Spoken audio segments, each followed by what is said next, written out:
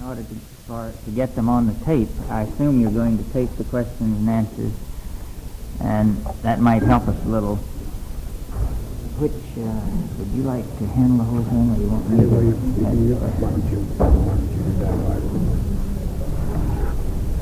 that? Are you ready for the question here? Well, we are ready to take we're ready to take the first question from the floor, and if you want a card to write, motion one of the young men on the aisle.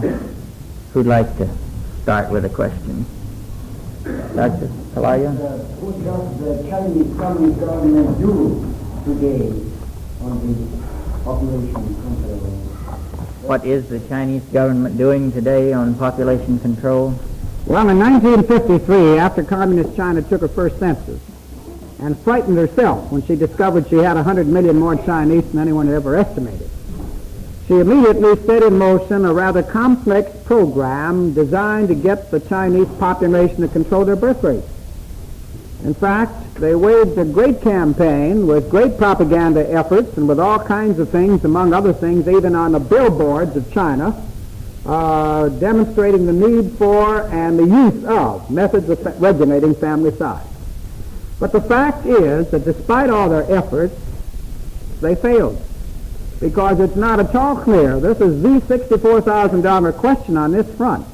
So how you get people interested in wanting to regulate family size, and how in cultures quite different from our own do you find methods compatible with their way of life. Now, when they first shifted, they had an interesting ideological break with the communist Russia, because Russia, and this is a general socialist line following their interpretation of Marx, there is no such thing as overpopulation. The only reason you have poverty is not an imbalance between people and resources, but only because greedy capitalist economies maldistribute the product. This is the official communist line, and one which, may I say, communist Russia for the time being can live with, because she still has an empty Siberia, and so is Outer Mongolia relatively empty, while China is beginning to feel the need for space. In fact, in that potential conflict possibility lies some real hope in a sense for the Western world. Anyway, China made a break with Russia on ideologically, but only after carefully and very elaborately indicating this was not the acceptance of the Western Malthusianism or neo-Malthusianism, which they regard as despicable and a concerted effort to decimate the colonial peoples of the world. Wasn't that at all? That they were simply doing this thing to protect the health of Chinese mothers.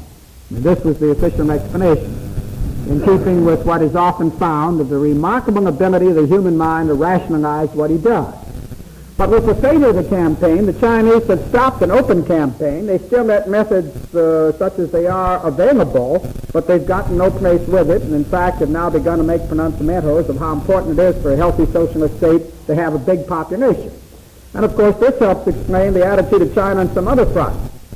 She'd like nothing better possibly at the present time than a nuclear war between the USSR and the US, because it's perfectly clear that China would win that one.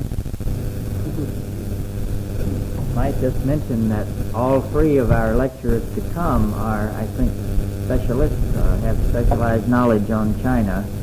One has written a book on China and its population, another is writing one at present, and I believe the third has much information on this, so we'll be following this one up some more.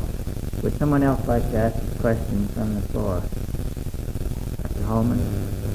Dr. Hauser, how do you account for the sharp decline in Japan's birth rate? Very simply, first, the Japanese people have acquired terrific motivation and incentives, largely because of the oppressive conditions created by the war and post-war occupation, which changes people's outlook for the future. But on an approximate basis, the explanation is very simple, and most Americans horrified. The Japanese have reduced their birth rate to a level where it's well below the American level, for example, by the expedient of abortion.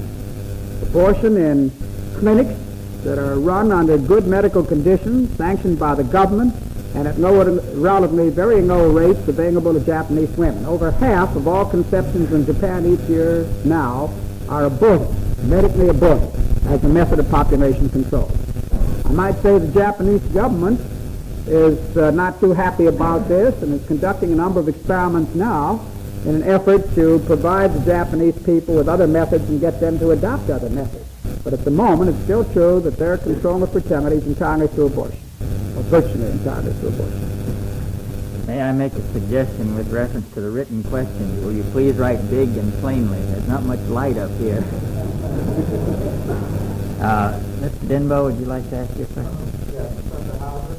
I wonder in general terms then, if the logic of your development of the population problem does it have implications for the relationship between the individual and, let's say, political power, or power as such? You mentioned the law of diminishing returns that excess population growth. Would this not have effect upon the idea of the worth of the individual or democracy if the value of the individual, say in war, I would say you would probably conclude that the value of the individual in war as a rifle soldier has decreased in view of technological development.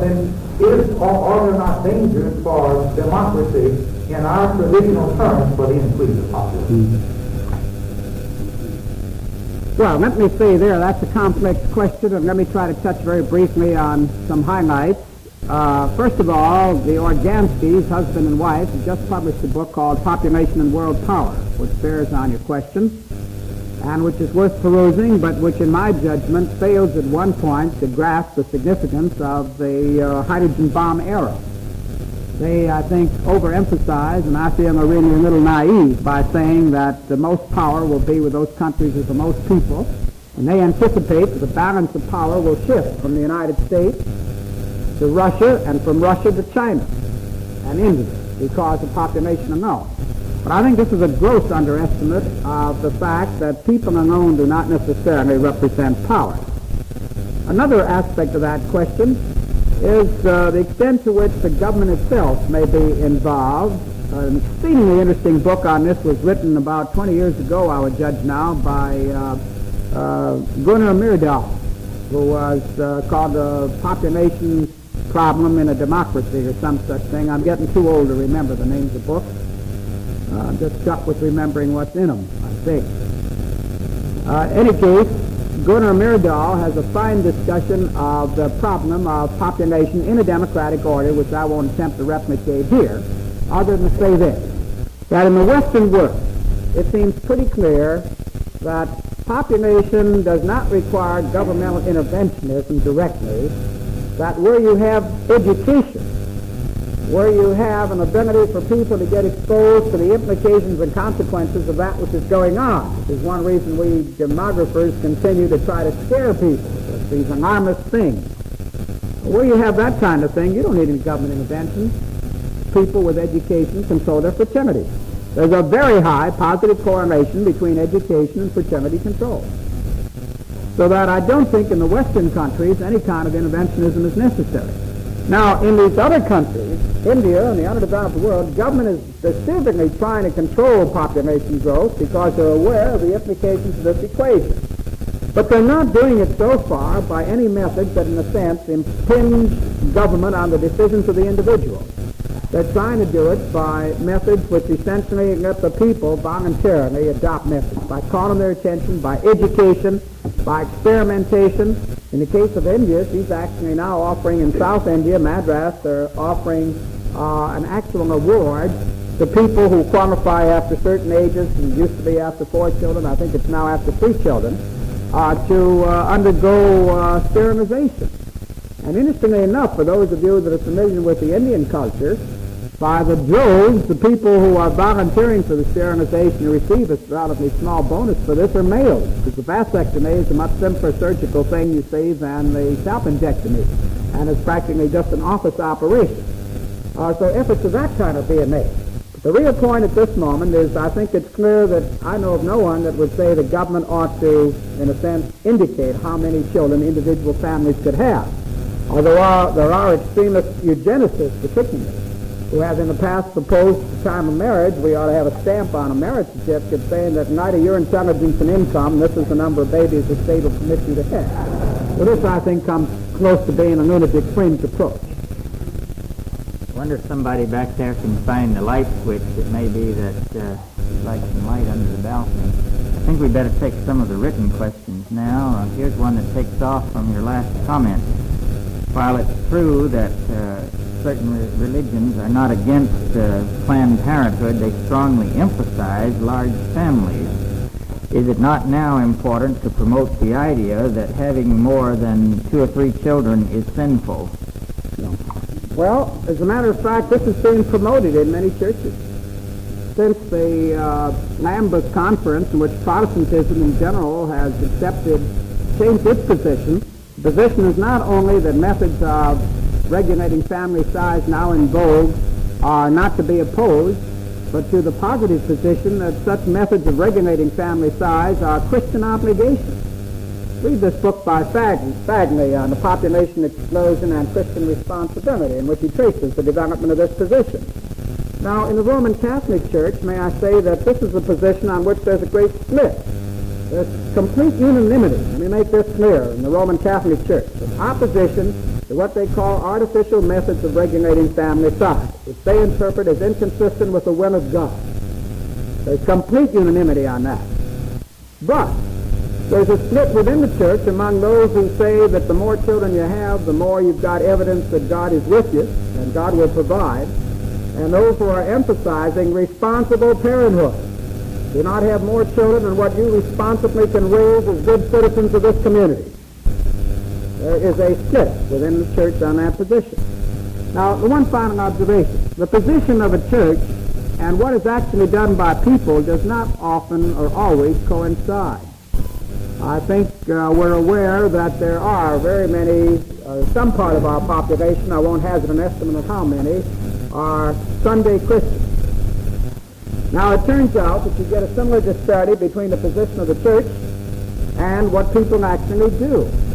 And if you look at this interesting volume by Ronald Friedman, A. Whelpton, and Arthur Campbell on fraternity behavior of American women, it's got a long title, but you can reasonably identify it by that tripartite authorship. Look at that book, and you'll find that virtually every group in the United States is actually controlling its fraternity, including the Roman Catholic group. Of all the Roman Catholics in the United States, couples in 1955, and this is based on a national cross-section survey conducted by the Survey Research Center of the University of Michigan, and it's a perfectly valid enterprise. Of all the Roman Catholic couples in the United States, in 1955, 50% were regulating family size, and 30% were using methods banned by their church. If you take Catholic couples that were married 10 years or more, so they had time to acquire the number of children they felt were consistent with responsible parenthood, then it turns out 80% were regulating family size and 50% were using methods banned by their church. Now, these are what the facts are. Here's a question that is also somewhat related. Assuming that the average number of children per family in the world could be reduced to 3, how much longer would it take to reach the 50 billion population than with the current family size? Well, you know, that's the answer to that one is a little bit less, but not much, because actually that growth rate of 1.7% per year that the world averages is about the same as the rate at which the United States is increasing per year, 1.8% now. And it turns out that this is a critical question because 2 children would fall just short of replacement. 3 children is much more than replacement. And the right number is 2 plus a fraction.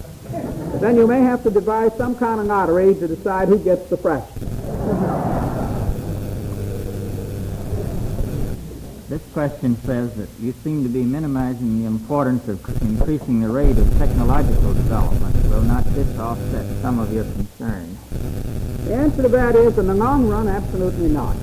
You might defer for a relatively small amount of time the ultimate exhaustion of space itself. Unless whoever wrote that question is prepared to say that technology will also synthesize space in some manner, or find some way to export human beings to other places, and who really believes that we've developed a kind of a civilization and culture and value system that justifies our, can I say, ruining other parts of this galaxy? Are there others that really need our kind of Cold War? But if you can find a justification for human populations on this planet, unless you can find such a justification, then the answer is, and I repeat, any rate of increase eventually exhausts space itself. Now, human ingenuity might go a long way under conditions of one person for every square foot of land surface in the United States or in the world, and this would be reached in both places in about 200 years, less than 200 years, because U.S. population density and world population density are about the same, and the rate of increase is about the same. Under those conditions, conceivably, we can use a good part of our wealth and help get economic high gross national product by developing these mile-high buildings that our late famous architect proposed. Someone help me here. Frank Lloyd Wright.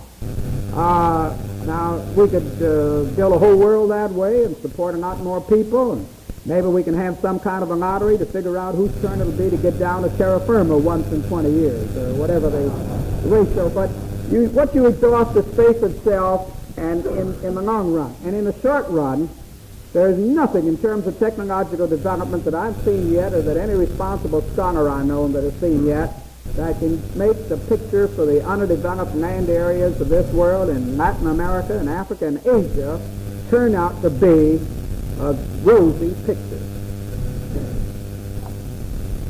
This question asks you to comment on the foreign policy implications, our foreign policy implications of the world population explosion. Well, the answer is that for the same and a lot of other reasons that point in the same direction, that we couldn't have been wronger than what we have been in our post-war foreign policy with respect to the underdeveloped areas. First of all, some of our newspapers even call this Point 4 program a giveaway program, don't they? We give it away. Why, some people say, don't we first improve the underdeveloped areas of the United States, like Kentucky? Instead of worrying about India and China and places like that. Well, we don't worry much about China these days, but I mean India and the other parts of Southeast Asia, South Asia. Well, the answer is, I think in the perspectives that I've tried to set forth in a limited time, that there probably isn't any cheaper way in terms of our own hide, if you want to put it that way, to protect our own way of life, than to assure the advancement of present underdeveloped areas by democratic methods. And yet our Congress certainly has failed to see this. We've had a Point 4 program which now has had, 9 different names since the end of the war. Because each year you baptize it something different on the assumption that it's just another year. Well, we're sort of kidding ourselves as if we hadn't yet reached the age of discretion at 21. The point is that you cannot expect our way of life to persist forever as a small island while the mass of mankind continues to grow more desperate, more frustrated, having in mind the interaction of all these events to which I directed your attention. And I would say, therefore, a foreign policy which says that we will help only those nations or areas which will line up with us in a military fashion against communism, in my judgment, among the most naive things we could do. We've had a foreign policy that has, as a matter of fact, worked out so that we've traded with the communist world China for Taiwan. We almost traded India for Pakistan. We have, and I want to insist upon this, we have without question been a major factor in the appearance of communism in Cuba. There is no question but that in a very large measure responsibility for that is to be found right in the foreign policy of the United States and no place else. We're coming the hard way to recognize that the world has changed. That playing footsie with the dictatorships and an elite that is suppressing the rest of the population in the countries, whether it's Latin America and other parts of the world, which is what we have been doing, is simply a way of turning the masses in their frustration in the other direction, and the other direction is communism. I can't continue to elaborate this. I dare say the rest of your program will get more and more into this, and you do have a fine school of international diplomacy, which I'm sure could fill you in on great length on this. This question apparently refers to something you said why should our struggle over the neutral powers be referred to as defensive? Did you call it defensive? I don't remember. I don't either, but I've tried to say I'm not in a hurry, and I may have stumbled, and I probably should admit that if I said anything irresponsible, it's partly because I'm under the influence of drugs, and I say, for an affliction, which I have at the moment.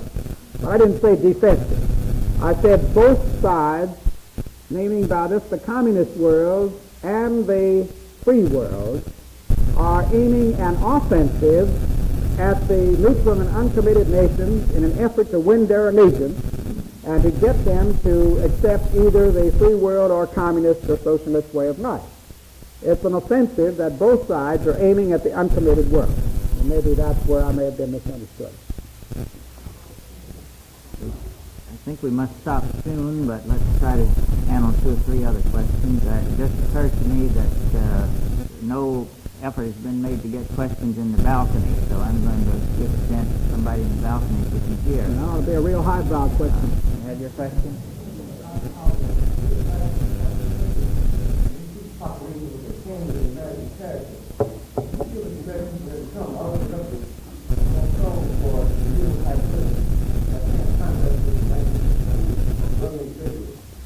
Well, I know David Reisman very well. He was a colleague of mine at the University of Chicago some years before he relatively recently, got a promotion to Harvard.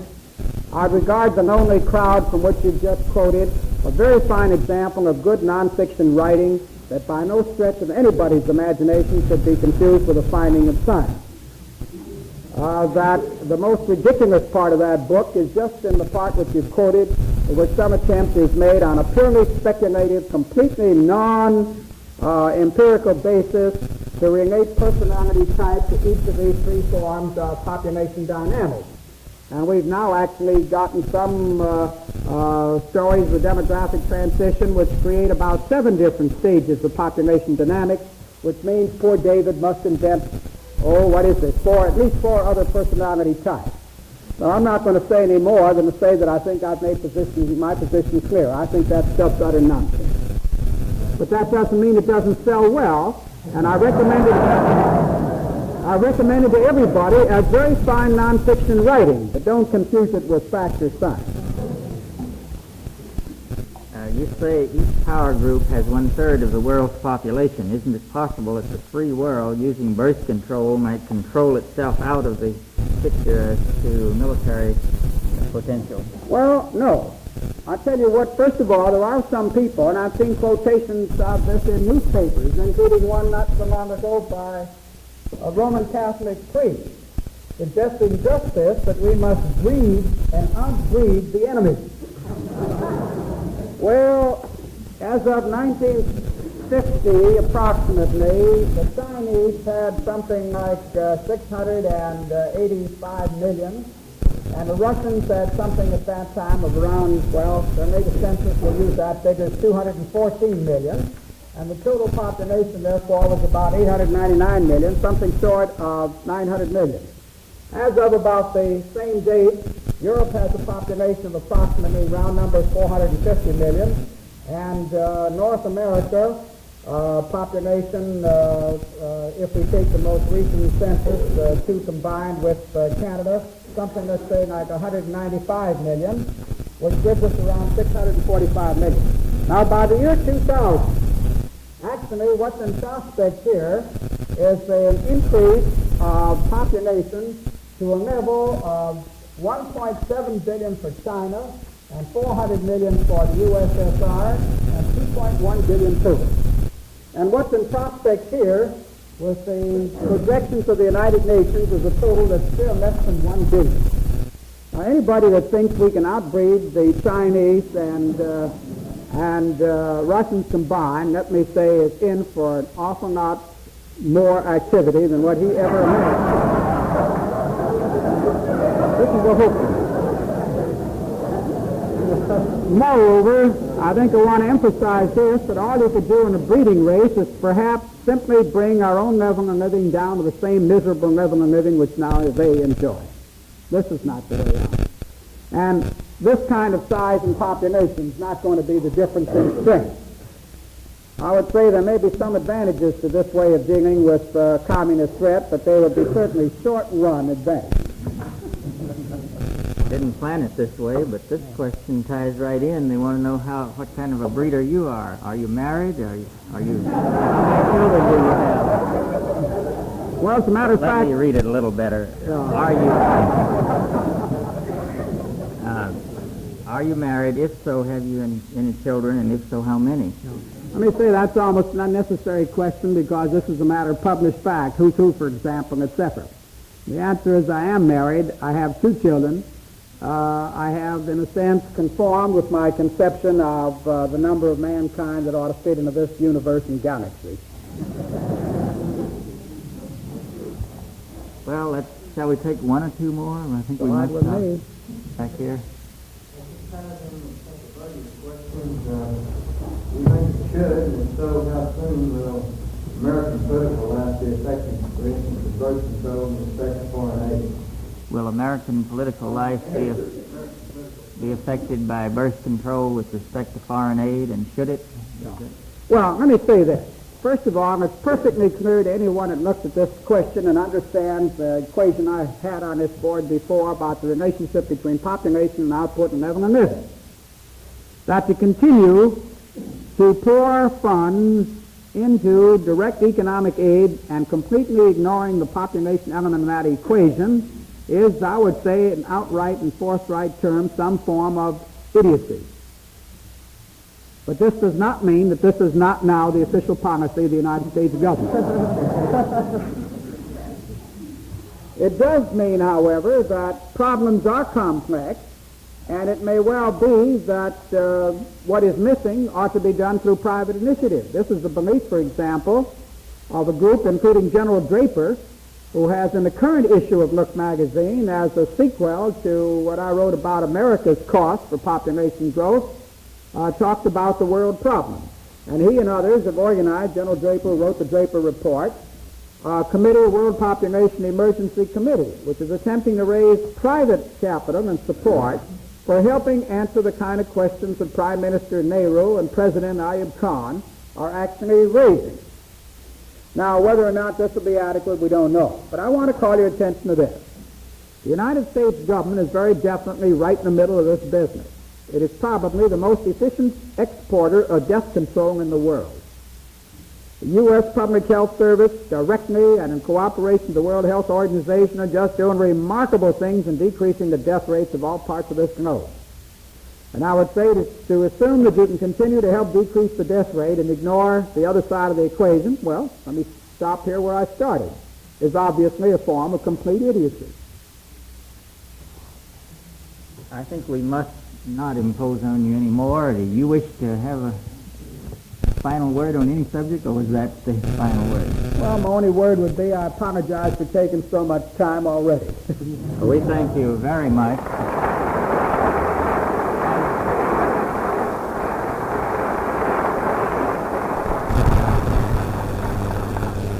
Just let me apologize on behalf of somebody for the fact that the Kentucky Journal got the date, the time 1 hour early. All of these lectures are at 8 o'clock in this building. I don't know how that occurred. I guess we won't try to explain it, but sorry if some of you